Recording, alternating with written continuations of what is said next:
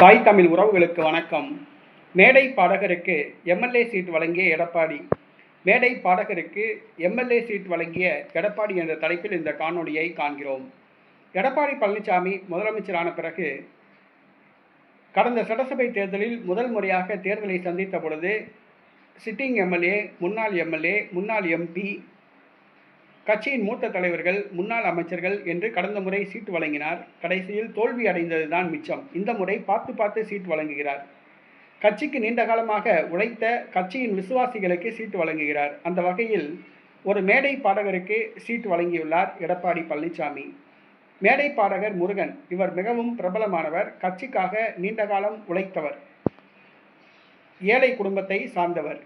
இவர் விழுப்புரம் மாவட்டம் வானூர் தொகுதியை சார்ந்தவர். விழுப்புரம் மாவட்டம் வானூர் தொகுதி சிட்டிங் எம்எல்ஏ சக்கரபாணிக்கு இந்த முறை சீட் மறுக்கப்பட்டுள்ளது. அவருக்கு பதிலாக அந்த தொகுதியை சார்ந்த கட்சி விசுவாசி, அதிமுகவின் நீண்டகால உறுப்பினர், மேடை பாடகர் முருகன் என்பவருக்கு எடப்பாடி பழனிசாமி போட்டியிட வாய்ப்பு வழங்கினார். இதை கட்சிக்காரர்களே நம்ப முடியவில்லை. ஏனென்று சொன்னால் மேடை பாடகர் முருகனுக்கு கவுன்சிலர் சீட்டு கூட கிடைக்குமா அப்படிங்கிற கஷ்டம். ஆனால் எடப்பாடி பழனிசாமி எம்எல்ஏ சீட்டு கொடுத்து அவருக்கு இன்ப அதிர்ச்சி கொடுத்துள்ளார். மிகவும் ஏழை குடும்பத்தை சார்ந்தவர். வெற்றி பெறுவார் என அதிமுகவினர் நம்புகின்றனர்.